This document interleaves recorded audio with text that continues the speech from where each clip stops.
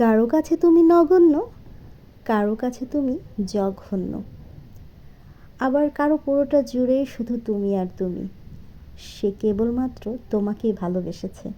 তোমার রূপ সৌন্দর্য, তোমার ঐশ্বর্য, ধন সম্পদ দেখে তোমাকে ভালোবাসেনি, তোমাকেই কেবলমাত্র ভালোবেসেছে, তোমার সরল মনটাকে ভালোবেসেছে। এই ভালোবাসাগুলো না পাওয়া সত্যি ভাগ্যের ব্যাপার। সবার কপালে এমন ভালোবাসা জোটে না। আজকাল তো ভালোবাসা মানেই হচ্ছে ধন সম্পদ, রূপ ঐশ্বর্য। এসব ছাড়া কেউ কাউকে কিঞ্চিত পরিমাণও ভালোবাসতে জানে না। যার যত বেশি আছে তার ভালোবাসাও ঠিক ততটাই বেশি।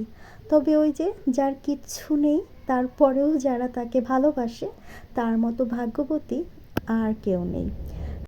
আসসালামু আলাইকুম, কেমন আছেন সবাই? আশা করছি যে যেখান থেকে আমার আজকের ভিডিওটি দেখছেন সবাই অনেক বেশি ভালো আছেন। আলহামদুলিল্লাহ, আমরাও ভালো আছি। সকাল সকালে একদম ব্রেকফাস্ট টাইম থেকে ভিডিওটা শুরু করেছি। আজকে ব্রেকফাস্টে আমার জন্য আমি রেডি করে নিয়েছি 2টা ব্রেড টোস্ট, বানানা স্মুদি, আর এখানে ছিল কিছু খেজুর, একটা কমলা নিয়েছি। আমি কিন্তু এখন সকালে 2বার ব্রেকফাস্ট করি। এখন যে সময়টাতে আমি ব্রেকফাস্ট করেছি 8টা থেকে 8:30 বাজে। তার একটা কারণও আছে। এই যে দেখতে পাচ্ছেন এক গাদি ওষুধ নিয়ে বসেছি। ওষুধ একটা সময় আমার চোখের বিষ ছিল, আর এখন এই ওষুধকে আমার সঙ্গী করে নিতে হয়েছে। কিচ্ছু করার নেই, কি আর করার আছে বলুন তো। এখন এই ওষুধগুলো খেতে হবে। আর কতগুলো ওষুধ আমাকে 2 বেলায় খেতে হয়। দুপুরে কিন্তু জাস্ট আমি 2টার মতো ওষুধ খেলেই হয়ে যায়। আর সকাল আর রাতে এতগুলো করে ওষুধ আমাকে খেতে হয়। তো অনেকে আবার ওষুধ খাওয়া দেখে হয়তোবা প্রশ্ন করবেন যে আপু তোমার কি হয়েছে? এমনিতেই ভিডিও দিচ্ছি না দেখে আমার অনেক ভালোবাসার প্রিয় আপুরা আমাকে পার্সোনালি নক দিয়েছেন যে আপু তোমার কি শরীর খারাপ, তুমি রেগুলার ভিডিও দিচ্ছ না কেন? তো সেই সমস্ত আপুদেরকে অনেক অনেক অনেক অনেক ভালোবাসা জানাচ্ছি। আমি কখনো ভাবতেও পারিনি কেউ আমার খোঁজ নিবে, বা আমি অতটা জনপ্রিয় কেউ না যে আমাকে কাউকে মনে রাখতে হবে, আমার জন্য কারো চিন্তা হবে, এটা আমি কখনোই ভাবিনি। তারপরেও আলহামদুলিল্লাহ অনেক ভালোবাসার প্রিয় আপুরা আমাকে পার্সোনালি নক দিচ্ছেন। তো যাই হোক, ওষুধ খাওয়া শেষ করেছে। আর এই যে বক্সের মধ্যে আমি ওষুধ রেখেছি সেটা আমার রাইয়ান সুন্দর করে ড্রয়িং করে দিয়েছে। বলছিল যে মা আমি এখানে সুন্দর করে একটু আর্ট করে দেই তোমাকে। তো বাচ্চাদের যেই কাজ, বাচ্চারা তো সেটা করবেই। তো যাই হোক, সে সমস্ত আপুদেরকে অসংখ্য ধন্যবাদ আর ভালোবাসা জানাচ্ছি। আর এখানে হচ্ছে আপনাদের ভাইয়া 5 কেজি টমেটো নিয়ে এসেছে। আর টমেটোগুলো এত সুন্দর ছিল, লাল টুকটুকে, আমার দেখেই ভালো লাগছিল। এই সময়টাতে কিন্তু আমরা চাইলে সবাই টমেটোগুলোকে একদম সারা বছরের জন্য সংরক্ষণ করে রাখতে পারি। তো আমি কি প্রসেসে টমেটোগুলোকে সংরক্ষণ করি আজকে আপনাদের সাথে সেটাই শেয়ার করব। টমেটোগুলো দেখে আমার এত বেশি ভালো লাগছিল, এত সুন্দর একটা কালার, মাশাআল্লাহ, একদম লাল টুকটুকে, তাই না? দেখে মনে হচ্ছে লাল শাড়ি পরে আছে। তো আমি একটা টমেটো একটু খেয়ে নিয়েছিলাম, আমার কিন্তু খুব পছন্দ। আমি স্যালাড করে খেতে পছন্দ করি, এভাবে শুধু খেয়ে নেই। তো ভাবলাম যে এতগুলো টমেটো যেহেতু পরিষ্কার করে নিয়েছি, দুপুরে রান্নার জন্য আমি এখানে কিছুটা চাটনি বানাই। আর অনেক অনেক আপুদেরকে আমি দেখছি রমজান মাস উপলক্ষে ফ্রোজেন ইফতারের আইটেমগুলো প্রসেস করে রেখে দিচ্ছেন। তো আমারও খুব ইচ্ছে ছিল, তবে শরীরের যেই কন্ডিশন, এতে করে আমি একদমই পেরে উঠছি না। তবে যদি পারি তাহলে অল্প অল্প করে হয়তো বা কিছু কিছু আপনাদের সাথে শেয়ার করব। তাছাড়া আমার বাসাটাকেও চেঞ্জ করতে হচ্ছে, আমি বাসাটা না করে দিয়েছি। তো হঠাৎ করেই কেন বাসাটা না করলাম, অনেক আপুরা হয়তো বা আমাকে প্রশ্নও করবেন। তো ইনশাল্লাহ সেই প্রশ্নের অ্যান্সার আমি আবার কোনো এক সময় কোনো একটা ভিডিওতে আপনাদের সাথে শেয়ার করব। তো এত কিছু ঝামেলার মধ্যে আসলে আমি যে রমজান মাসের একটা প্রিপারেশন নেব, সেই কাজটা করার সময় একদমই পাচ্ছি না। ডক্টর যেহেতু আমাকে একদমই বেড রেস্টে থাকতে বলেছে, আমি কিন্তু কোনো রকম কোনো ঝামেলার কাজগুলো করছি না। এই যে দেখুন আপনাদের সাথে যে আমি এই কাজগুলো করছিলাম, এটা নিয়েও কিন্তু আপনাদের ভাইয়ার অনেক কথা আমি শুনেছি। সে আমাকে নিষেধ করেছিল যে এই কাজগুলো তোমাকে করতে হবে না। তো কিছু করার নেই, আসলে কিছু কিছু জিনিস সেগুলো নিজের করতেই ভালো লাগে। কষ্ট করে হলেও আমি কাজগুলো নিজেই করে নিচ্ছিলাম। তো এখানে আমি কিছুটা পরিমাণ হচ্ছে টমেটো কিউব করে কেটে আমি ব্লেন্ড করে নিয়েছি। তো এখন এইভাবে করে জাস্ট একটু উঁচা টাইপের একটা প্লেটের মধ্যে আমি ছড়িয়ে দিচ্ছি। তো তারপর এখানে আরও কিছু পরিমাণ টমেটো আমি কিউব করে কেটে নিয়েছি। একদম একটা টমেটোকে আমি মাছ থেকে 4 ভাগে মানে 8 ভাগে ভাগ করে নিয়েছি। এগুলোকে আমি এভাবে করে জিপলক ব্যাগের মধ্যে রেখে দিচ্ছি। রমজান মাস জুড়ে যেহেতু ছোলা ভুনা খেতে হবে, আর বিভিন্ন রান্নায়ও আমরা এভাবে করে টমেটোগুলো ইউজ করতে পারবো, যেমন ডাল ভুনা, ডাল চচ্চড়ি, পাতলা ডাল, অথবা যে কোনো সবজি রান্নায় অথবা মাছ ভুনায় আমরা ব্যবহার করতে পারবো। তো আমি সবসময় এভাবে কিউব করেই কেটে রাখি। আবার যে সমস্ত রান্না একটু বেশি গ্রেভির দরকার হয়, সেই সমস্ত রান্না ইউজ করার জন্য আমি হচ্ছে টমেটোগুলোকে সবসময় ব্লেন্ড করে তারপর এরকম করে ফ্রোজেন করে রাখি। তো এটাকে আবার দেখা যায় কি আমি সুন্দরভাবে একটু বরফ জমলে এটাকে আমি কেটে কিউব করে তারপর আলাদাভাবে জিপলক ব্যাগে অথবা যে কোনো ধরনের কন্টেইনারের মধ্যে আমি রেখে দেব। তো ফ্রিজটাকে আমি সুন্দরভাবে ক্লিন করেছিলাম। তো সেটা অফ ক্যামেরায় করেছি, আমি তো আসলে একা করিনি, আপনাদের ভাইয়া সাথে ছিল, সেও করেছে।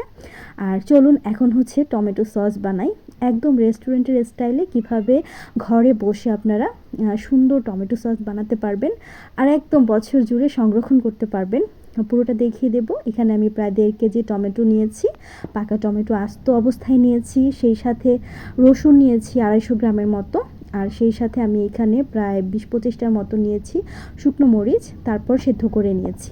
তো দেখতেই পাচ্ছেন একদম সুন্দরভাবে সেদ্ধ হয়ে গেছে, আমি সামান্য একটু পানিও ব্যবহার করেছিলাম। তো এই পর্যায়ে আমি চুলা থেকে নামিয়ে ফেলবো।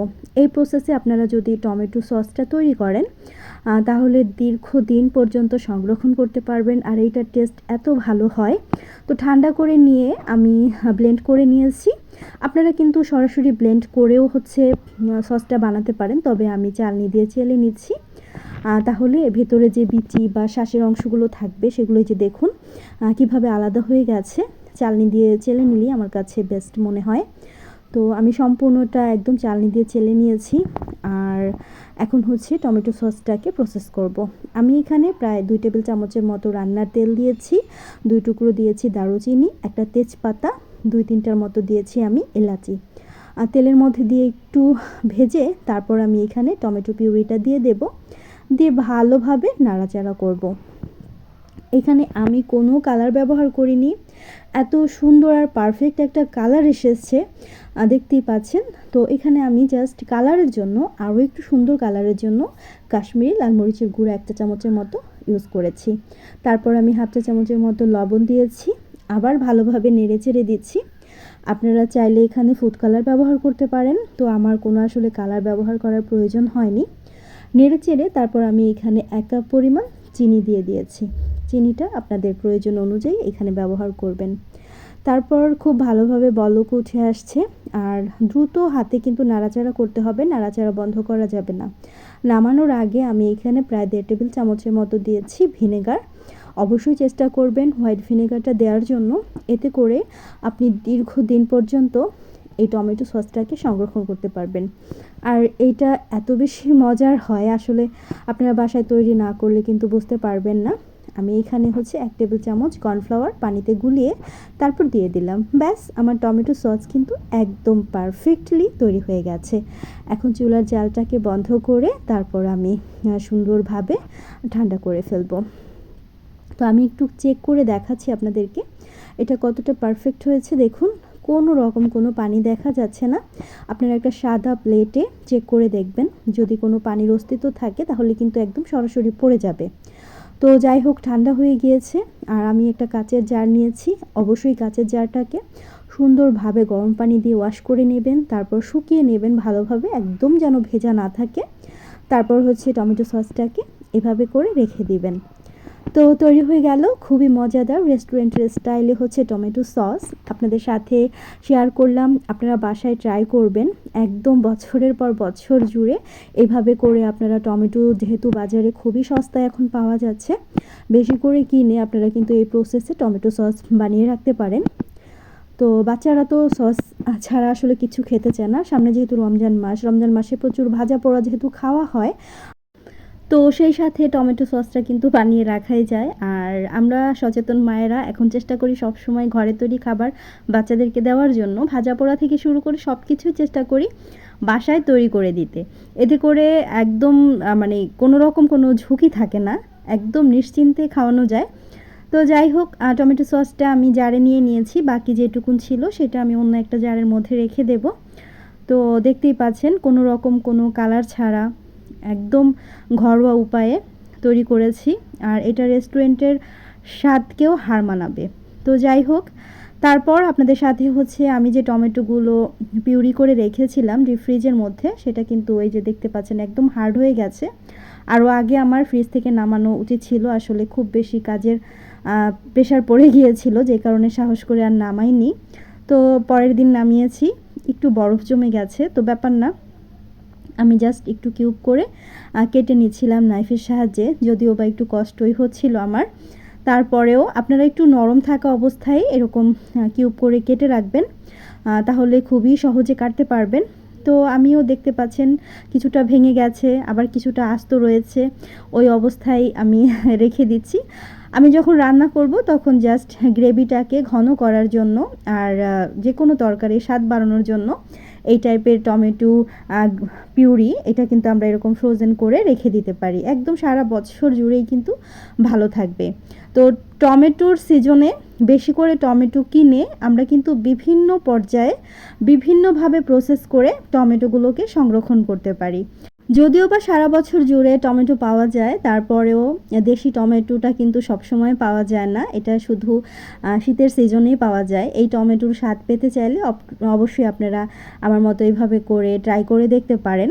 কিউব করে কেটেও রেখে দিতে পারেন, আবার এইভাবে করেও একদম পিউরি করে তারপর হচ্ছে একটু ফ্রোজেন করে কেটে কিউব করে রেখে দিতে পারেন, টমেটো সস বানিয়ে রাখতে পারেন। তো আশা করছি আমার আজকের টমেটো সংরক্ষণের প্রসেসগুলো আপনাদের কাছে ভালো লেগেছে। আমি জিপলক ব্যাগের মধ্যে করে ফ্রিজে রেখে দিলাম। তো আজকের মতো বিদায় নিচ্ছি, ভালো থাকবেন সবাই, আল্লাহ হাফেজ।